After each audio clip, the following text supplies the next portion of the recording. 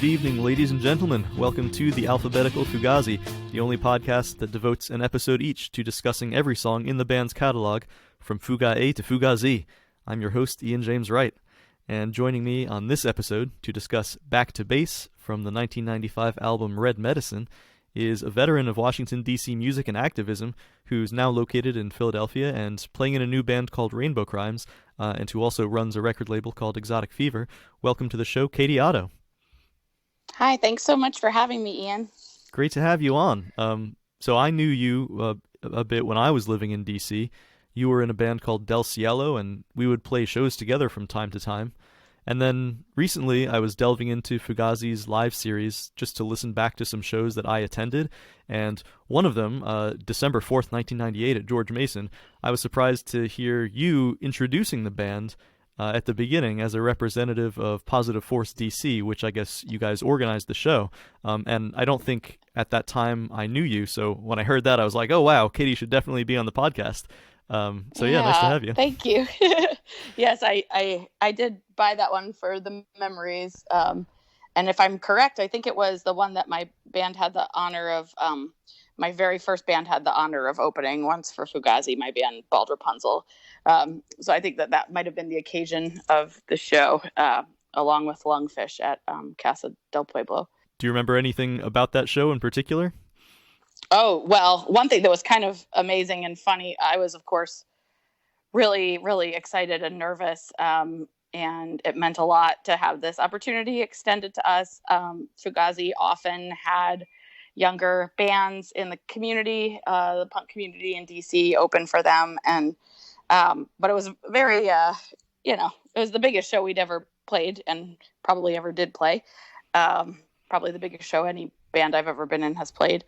And my mom came, and I just remember that my mom had met Ian MacKaye because he had given a really wonderful donation to her work. She worked at a drug rehabilitation and treatment center, and we had done a Positive Force benefit for them. And he attended a show and heard her talk about her work, which was doing GED training for people who are in the substance recovery program. And so he sort of anonymously, but she could see who gave the check, donated. So she went and said, oh, thank you for that. And then in front of a bunch of really hip and cool people, my mom said, oh, I just came to the show to see Katy's band. I can't stay to see your band tonight, but I hear you guys are pretty good. Have a good show. And I remember being like in my early 20s and mortified. And then she's waving down the hall and bye, Mr. MacKaye. Nice to meet you. Thanks again for the gift. That's such a classic mom moment. I love that. Yeah, I was simultaneously like, wow, my mom is a boss. She just told Ian she couldn't stay for his gig and acted like, I don't know, I gotta get going, gotta get moving, but also horrified, like, Mom, you don't say that to Ian MacKaye. Like, I came to the show to see my daughter's band. That's one of those things, like, I'm sure a lot of us have had moments like that being in bands, but, our mom comes to a couple of shows, and it's kind of like a semi-hip thing to do, but at the same time, we're like, Mom, you're embarrassing me. Now that I'm a recent father, and I'm constantly looking at things from the other end now, like imagining what it's going to be like when she's older. It's like, am I going to be a formerly hip guy who's like a real embarrassment to her? You and me both, because I have a 4-year-old, and I wonder the same thing. One of the main things I remember about that show, during Fugazi's set, do you remember this, or maybe you've listened back to it recently? There's some guy constantly yelling for them to play Five Corporations, and particularly there's this sort of quiet jam in one of the songs they were playing, and he yelled out during that. And gosh. Yes. It's coming back. Yeah. And they finished the song, and Ian's like, I'm not going to play that song tonight because I'm sick of hearing your fucking mouth. You know that? Oh, wow. It's very sort of like, that's the uncle you don't mess around with. It's actually very funny. I'll link that concert in the show notes so people can go download it if they're interested in hearing it. But it's a pretty funny little exchange. And then they actually did wind up playing Five Corporations like later in the set. Much to Ian's chagrin. He just didn't want to reward bad behavior. That's good. I try not to reward bad behavior as a parent. So Yeah, right. Ian Mackay's he's dad to all of us, right? including that guy, I guess. So could you tell me a little bit about your work with Positive Force DC? What other stuff did you guys do, and how'd you get involved with that? Sure. So I first got involved with Positive Force when I grew up in the DC metro area in Prince George's County, Maryland. And I was in high school at Eleanor Roosevelt, which is in Greenbelt, Maryland. We had a Amnesty International chapter, and I was the president my senior year of our chapter, and so got really involved in a lot of the issues Amnesty was working on.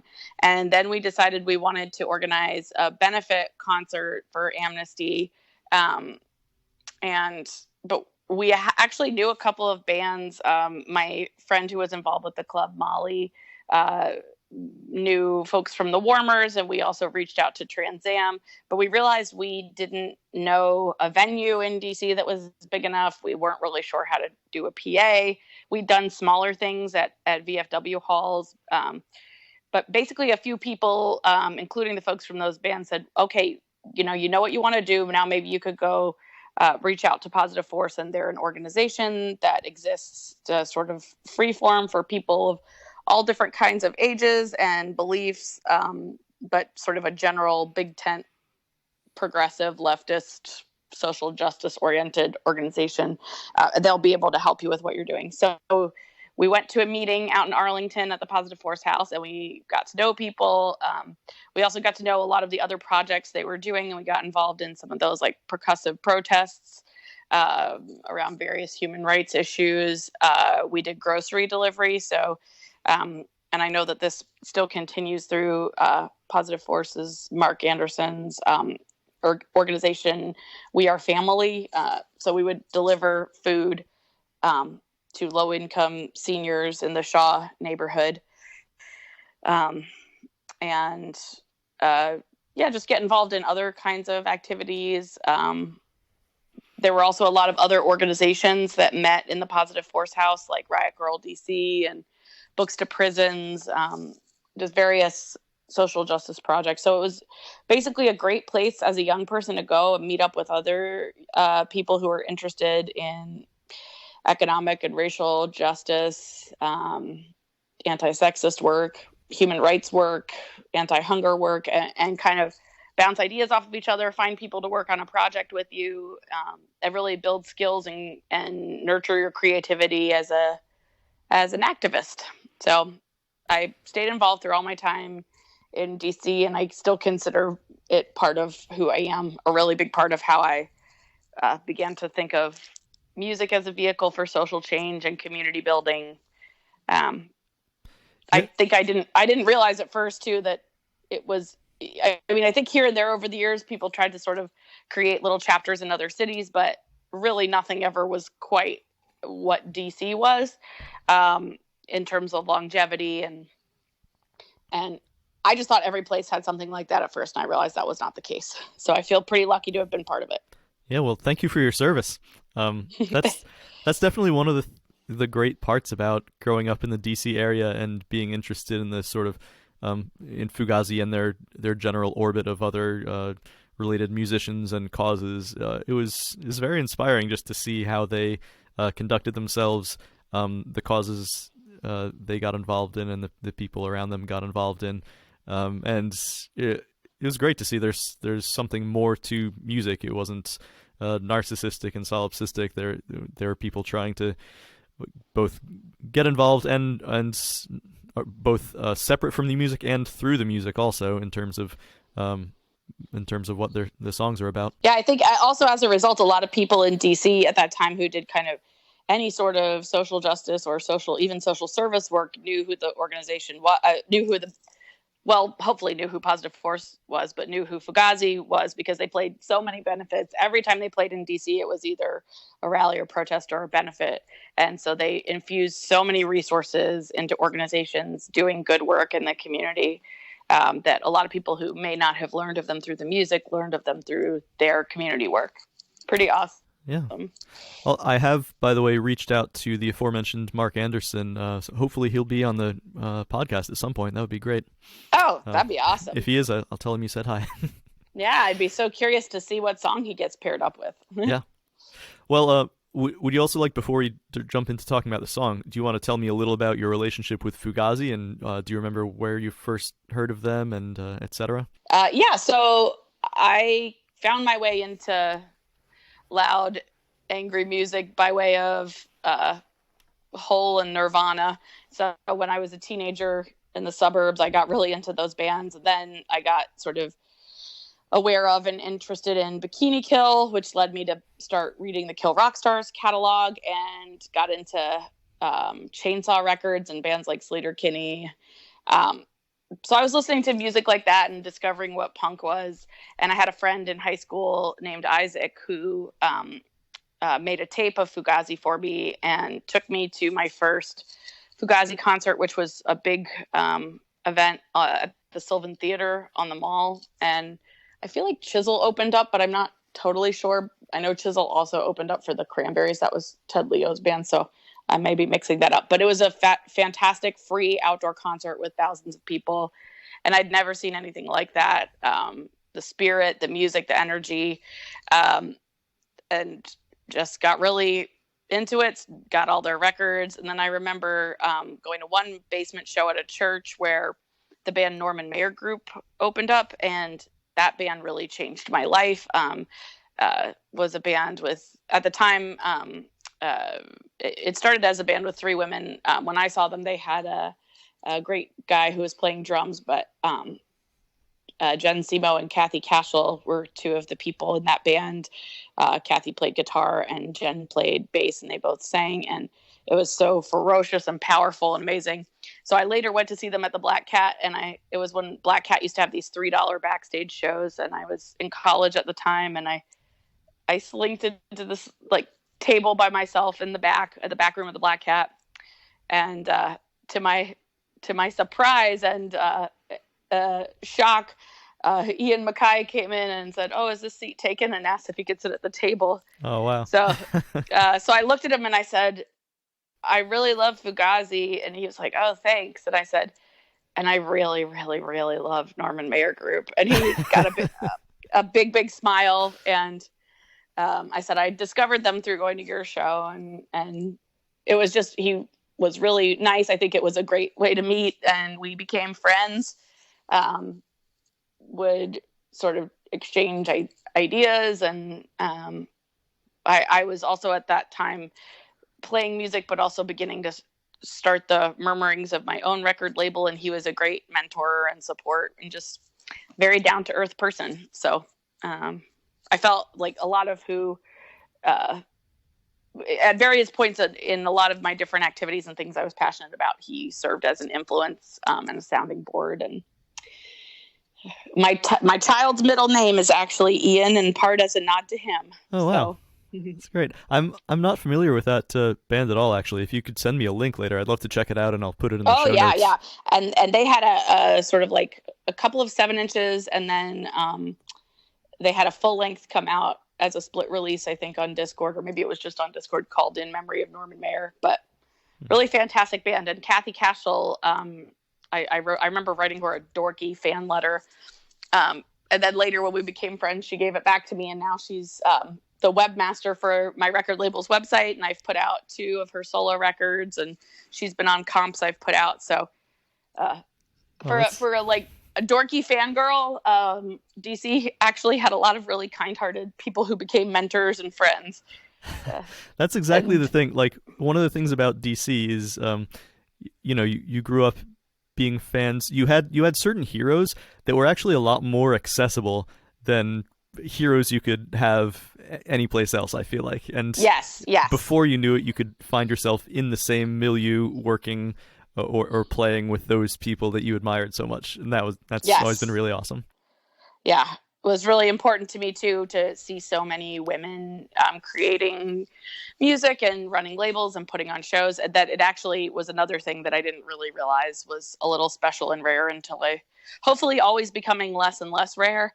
But when I first went on tour, I said, "Oh, it's a little different in other places. So I've talked to a lot of people on this podcast who are, who have been in bands, and that being a fan of Fugazi has informed the way they've run the bands, or like, just even if it's like some kind of little thing, they've taken influences from Fugazi, musical or non-musical. I can imagine. I think you're the first person I'm talking to who actually runs a record label. I can only imagine the influence is huge there, having like a mentor like Ian MacKaye and Discord Records, right?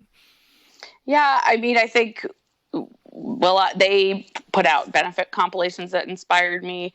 Of course, there are a lot of reasons that I wanted to run my own label and try to do things a little differently. One difference is I don't, my label doesn't have the same kind of geographic parameters. While I do really think it's cool when labels do have that. But I definitely admired that Fugazi didn't work with contracts. Sorry, I shouldn't say Fugazi. That Discord didn't necessarily, at least at the time, have contracts, and just sort of had agreements and understandings and clarity and transparency with bands about things like royalties or payments for the sales of their music, but was always just not exactly as interested in more corporate side of things, I suppose. Yeah, that's one of the interesting things about Discord and Fugazi. There are so many things like that where you're like, wait, you can do that? You can operate a record label and not have contracts, and everything can work out fine? It's surprising to discover that the sort of things they do can work sometimes. Yeah.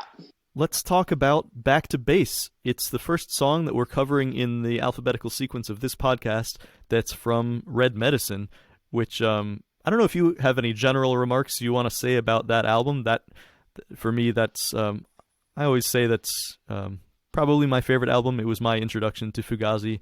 I sort of got that album, then went back and got the earlier stuff, and then sort of followed them up through the argument. Yeah. You have any major thoughts about Red Medicine?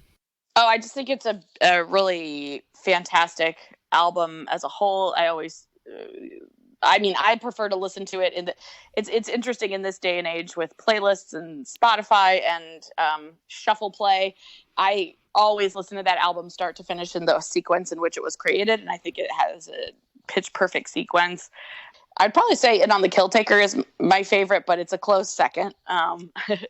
And this particular song kind of sounds like something from "In on the Kill Taker" to me. It's got that almost, I mean, I don't want to say straightforward, but that sort of classic hardcore punk energy from, something like Great Cop, or one of those more hardcore sounds on that record. Well, I think one of the things in my dorky approach to music that I was geeking out on as I was listening to it earlier today to prepare for this is I'm pretty sure that the time signature is a quick 5/4 to 4/4. I could be wrong, but I was kept trying to count like the beginning hook, and I'm pretty sure that's what it did. Yes, thank you. I wanted to ask you about this because you are a drummer, and my knowledge of time signatures is touchy at best. Yeah, I mean, and I hope I'm not wrong. I kept trying to count the 1, 2, 3, 4, 5, 1, 2, 3, 4. So I would of course welcome any correction if I did get it wrong. But yeah, I was counting 10. It's hard for me to say if it's 10/4 or 5/4, but during those main verses. But yeah, maybe it was a 10/4. Oh, that's funny. But then Guy's guitar intro, I was having a lot of trouble counting that because there's no drums on it. I was like, what what is happening here? Yeah, it's really until the bass and drums kicked in, I was totally lost in the sauce, and I sat here for a while. But I think that's one of the things that I played in a duo for a long time called Trophy Wife that we started in DC, and then when we moved to Philly, we continued I moved to Philly, and then later Dion moved to Philly. She's actually now relocated in Maine, so we're on an indefinite hiatus. But that band was very interested in time signatures, and when Dion wrote, I don't think she ever sort of explicitly even tried to write in different time signatures. It just was how she naturally wrote. And I remember the first time I saw her playing, she was playing such interesting timings and chord structures that I thought, wow, that person's music is really, really awesome. And I remember we played a show once, and this guy came up to me and was like, "You might want to check out this band Fugazi." And I was like, "Oh." I was like, "Yeah, I've heard them." I mean, it was a little annoying, because he then kind of launched into an explanation of who they were, and all right. I was like, "Yeah, thank you." But classic it was mansplaining. It was a nice compliment in a way, I guess. But yeah, I love sort of atypical time signature changes when done well. Same. But there's that being said, there's also something to writing a really killer part in 4/4. So well, that happens in this song too, right? At the end, it goes into 4/4. Yeah, and what I love is that the 4/4 comes along with this real dynamic shift of the. And I'm such a sucker for the bring it, the whole like crescendo and the going from a quiet part to a loud part, and then having that break. Well, you know. And what I like Fugazi too is excellent at breaks, which is why it's amazing to me that they have a song called Break. But we'll be talking about that one pretty soon. And yeah, during that little breakdown when it goes into 4/4, we've got a classic awesome Joe Lally bass line, right? He's playing like chords, or I guess double stops, doing strumming his bass, and it's I love that sort of thing. The guitars take a little break, just let him do his thing for a while before they come back in. Yeah, that's a really cool sound. I mean, of course, as a drummer, Brendan Canty's drumming is just exquisite. But one thing that I always love about Fugazi is that it's the kind of band where if they were ever to, I get a little irked when people say, "Oh, I wish they would just do a reunion," because I'm like, you never know, y'all. Maybe one day they will, but probably not because people told them to. So that's sort of how I view that. So let Fugazi do what Fugazi thinks is right. Has always been my. They're probably like, wait until nobody's asking for it anymore, and then we'll do it. Yeah, they're in charge of their own magic, and we're here to enjoy it. But I don't think that they would ever exist as a band with anyone being replaced by another. They're 4 equal parts, and that is so special to me because I really don't think that that's the case for very many bands. Any one of them, if you were to try to just plug in a general player, you wouldn't have Fugazi. It wouldn't even. No, make agreed, sense. 100%. So. Although the addition of Jerry Busher is his name, right? The other percussionist. A lovely auxiliary percussionist, yes. That led to some really cool stuff at those shows more toward the end of their run. Yeah, agreed. Have you ever played in a band with a second drummer? I didn't play in a band with a second drummer, but for a long time I taught lessons, particularly to young women, and because I'm left-handed, I'm actually uniquely situated to be a dual drummer with a shared hi-hat. So she and I once performed at the Black Cat together. We played 2 songs we made up together for this night I called To the Beat of a Different Drummer, and it was kind of like the bass nights or that they used to have. It was a night dedicated to percussion. So I have once performed with a second drummer, and it was fun. She was like super young too at the time. She's now in her 20s, but she was, I think, like 13 or 12. I have never heard of drummers sharing a hi-hat. Did you come up with that, or is that an existing idea? I mean, I'd never seen anyone do it, but because I was left-handed, it just made sense to me. And I thought, like, how cool would it be? And then you could like negotiate who's doing the pedal, and maybe you could have hisses at interesting points. But it was certainly cool, and I'd love to do that again. I'm sure someone's done it before me, but if not, then that'd be even more exciting. That's one of the cool things about music. There's so many things where you could do some little thing and it would be unique in the world. Nobody had ever done it before. Yeah. And you could be a pioneer in that regard. For all I know, you are, because I've never heard of that. That's great. It was very cool. She also got a Shirley Temple at the bar and was with her parents, so nice. It was a very cool night. Shout out to Taylor Durning, my drum student and friend. But I was also like kind of captivated, I guess. I mean, I sort of always sang along to the little parts that I knew in Back to Bass, but I also read them over again to prepare for this, and it was funny. I was sort of thinking of various feelings that it evoked and what it could mean and be about, and I don't presume to know exactly what it's about, but I know kind of some of the feelings it evokes in me. I do think it's one of the angrier, kind of heftier songs of the album, even though it is kind of short. It sort of ends right as you feel like you're getting the flow of it. I mean, you seem reluctant to say. Do you have an idea of what you think the lyrics are about? I mean, I guess it just, to me, seemed to be musing about things like domination and control, which I presume, given some of the other songs on the album, could have something to do with things like governmental control. I mean, it's making reference to autonomy almost being this thing that's hard to get. And then these ideas of, some sort of unseen people or entities trying to come in, I assume, when you're exercising your autonomy and do something or take something. It makes me wonder, what's the base? What's the bringing it back to base? I guess for me, though, when you mentioned the song, how I'll define the song for myself is, I think of Back to Base as, for me, growing up in DC and music and all of the politics and social justice work and the ideas of DIY that I learned there. That's kind of my base. But I think in the song they're talking about bringing you back to base if you're deviating too far from social norms or what controlling entities want you to be part of. So I wanted to subvert it. So that's a very interesting take, because for me, like, I thought that this was clearly a song about, like, basically the mainstream media, especially like the 24-hour news cycle. So that's so interesting. That's immediately where my mind went, because there was this like punk tradition of like having songs that criticized mainstream media. You have lyrics like, bringing you what they want 24 hours a day. They'll tell you anything. It's speculation, pure speculation. I was thinking about that. I was like, I don't know if that is what the song is about. It's like that kind of thing where, like, I don't know how well those songs have aged as we speak in 2019, and the president is calling journalists the enemy of the people. It's interesting to think about.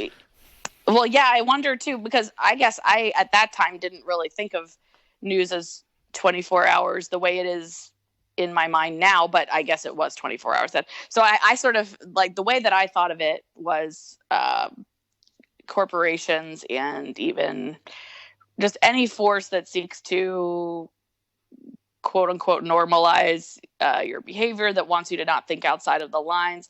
So I think that could apply to a lot of things. That could apply to media. That could apply to corporations trying to sell you things, to government structures that want you to think a certain way, to educational systems that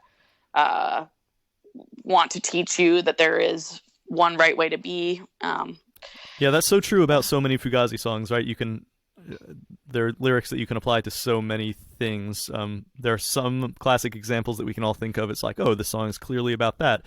But yeah, as we're seeing here, there's a lot of room for interpretation. You're right. So when I saw the lines, it's speculation, I'm thinking of speculation in the sense of like just hasty hypotheses. But of course, it could be used in the financial sense of, people speculating on certain financial interests. It could very well be about corporate control or political control. That's so interesting. I mean, it could also apply to anybody who is part of any kind of non-normative or marginalized sexual orientation or identity or gender identity. I just think that's like a very a broad net is cast with that song, and I appreciate it because, I don't know, it hits the general punk notes. Yeah.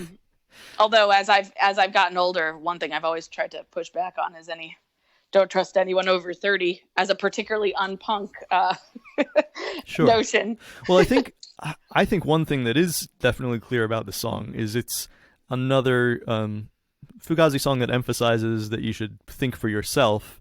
Don't worry so much about what another party may be selling you, either physically or conceptually. So doesn't matter what age they are or where they come from. Just use your best judgment, think for yourself is a message I get from several Fugazi songs. Yes, and also be ready to create your own culture. And that's part of why I started a record label, was I felt as if I wanted to see more young women control the means of production. Sure. And I just thought, hey, I feel like there are bands that I love. I think I have good judgment. I think I know what I want to support. And there are also bands that I don't really see having a home elsewhere, or maybe a fit that makes sense elsewhere. So maybe I'm supposed to be doing something here. And when we started our label, it was my first bandmate I ever had, Bonnie Schlegel. We played in Bald Rapunzel together. And then our friend Sarah Clem. And the three of us did that project together. And it felt really cool to be figuring out how to do it as we went. I had one more thing I wanted to bring up just in the music of this song. Did you hear, when you were listening to it, towards the end, there's this weird, like, almost European siren, police siren kind of sound? Yes. What do you think that is? I was thinking maybe, like, it could be a clarinet, because they do mess around with clarinet elsewhere on Red Medicine. It's just this, like, sort of wailing. Yeah, but it doesn't quite sound like a clarinet. I wonder if it's even sort of a tweaked bass note or keyboard note. I don't know if any sounds like that ever snuck their way. No, maybe you're right. I like your idea better. I'm going to add it to the list of my questions to ask the band if I ever get a chance to interview them. I even did it's cheating, which is, maybe I could see if the band in interviews ever talked about what this song was. I didn't really find it. I don't think in general they were the kind of band that overly explained what their songs were about, because a lot of it was evocative. And I mean, I think people pretty much understand what Suggestion is about. Right. But they're not the most didactic band in that sense. I think they're very evocative. I think they paint pictures. I think the coupling of Ian and Guy as lyricists is really brilliant, because I think they kind of do paint with different colors, for lack of a better metaphor. I also always love, the one or two Joe songs. One of my favorite Fugazi songs is By You, which I imagine you'll get to soon. But yeah, that's coming up soon. Yeah, definitely let me know after we finish recording if there are some future songs you'd like to be on too, because I'm definitely not averse to having people back for another bite of the apple, you know?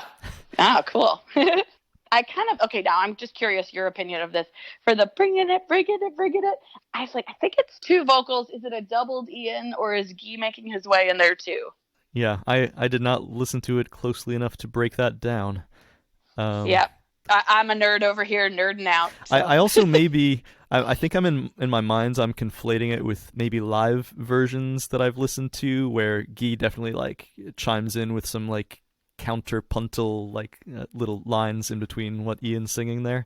Well, and then it goes straight into Down City, which I have to just say, I know that I'm talking about Back to Base, but the sequencing of that is so brilliant. Yes. And it kind of feels like a part A and part B. Yeah.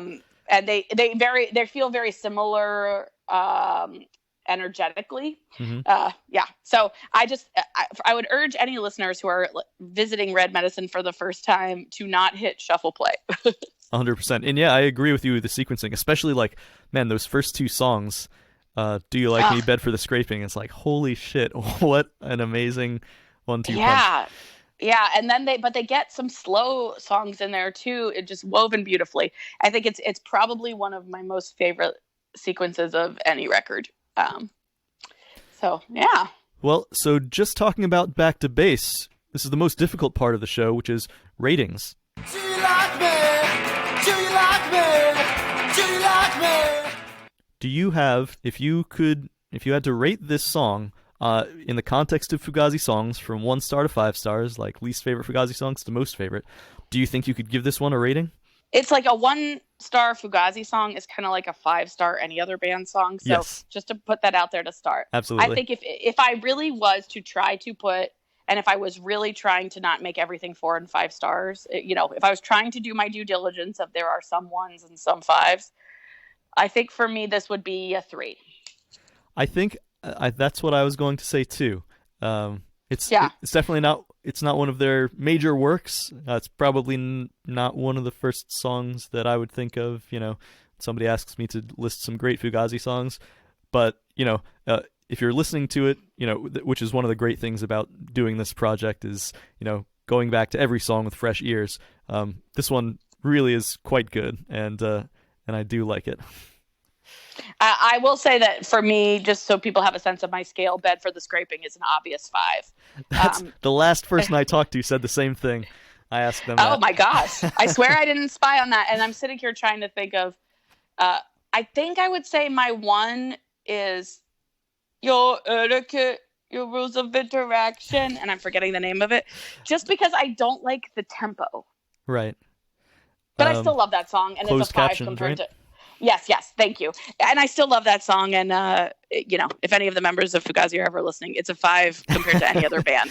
Yeah, it's I feel just like I feel like I'm making people too, squirm asking them to rate these things. They're like, yes. I don't want to say anything bad. And Fugazi is my favorite live band. My favorite band. I actually have, a lot of people don't know this, but maybe will after this. I think they're my favorite band. And of my top 2 favorite live bands, I also love the band Envy from Japan, who I don't think are a band anymore, but they're amazing. But I have a Fugazi tattoo. It's kind of a DC tattoo. When I moved from DC to Philadelphia, I got a cherry blossom tattoo that says "Bonsoir, regret, à demain." That's great. I didn't know that. Yeah, and as I get older, I think I see the letters starting to blend a little bit. But it's my goodbye to DC. But DC is always part of me. So I did similar. I left DC to actually move to Korea and live abroad for a few years, and I got the old DC flag tattoo. Oh, nice! Always a classic. Yeah, hopefully it's not too much of a cliche, but I feel like it's wonderful iconography. Well, it's funny because cherry blossoms are also what I found like a lot of people who have kind of quote unquote girly tattoos. I don't know how to say it, but they're like, "Oh, I love your pink flowers," and I'm really not I'm not really a pink flower kind of person. So, and I feel like I need to explain. Oh, this is a cherry blossom. This is a specific thing that has a symbolic meaning to me. But also, I feel like it's probably good thinking about, gender and its fluidity and the spectrum that it is to embrace your pink flower side any moment too. 100%. I'm all about pink. I still dream about getting a pink Stratocaster someday. Maybe that'd be sweet. Yeah. That old 50s, I guess it's 50s shell pink color. I love that. Nice. I do have to tell my 4-year-old though, he's like, "Mommy, you have to like pink." And I'm like, "You're a girl." And I said, "No, I don't have to like pink. And do you like pink? Just think for yourself, not if you think you should or shouldn't." And he goes, "Well, it's okay." I sort of like it. Yeah, it's going to be interesting teaching the kid about, gender roles and stuff like that. It's going to be one of the many interesting facets of parenting for me. Yeah. I'm looking forward to the challenge. I tip my hat to you in the process. Likewise. Right back at you. Thanks. So, I guess it's time for some plugs. Where can listeners reach you on social media or whatever? Or do you have anything coming up that you want to plug? Your band, your label, some events? Sure. So next year, my label will be 20 years old. So I think I should do something for that because that's kind of exciting. And my label is Exotic Fever Records. So you can go to exoticfever.com. I have a new band with my friends Alex and Leah here in Philadelphia. We are a loud space punk band inspired by all kinds of things from Gang Gang Dance to Stranger Things to politics of liberation, and we're at rainbowcrimes.bandcamp.com, and we have a new CD and tape called We Disappear that's on Bandcamp, and I'm about to have physical copies. I just right before this call PayPal'd the payment to get them to ship today, so that's exciting. And congrats. Thanks. And I try to write little essays and opinion pieces here and there. I'm on Twitter at EXFKaty, Katy. So EXFKATY. I guess that's my plugs. Fantastic. Well, thanks again for coming on. It's been great to talk to you. Well, listeners, as for me, you can reach me at fugaziA2Z@gmail.com. And you can join the Facebook group, The Alphabetical Fugazi, and hey, let me know what you think that weird siren sound is in Back to Base. Is it a clarinet? Is it something else? Let me know your opinion. And then I hope you'll join me for the next episode when we will be discussing Bad Mouth. Until then, keep your eyes open. This is my last picture.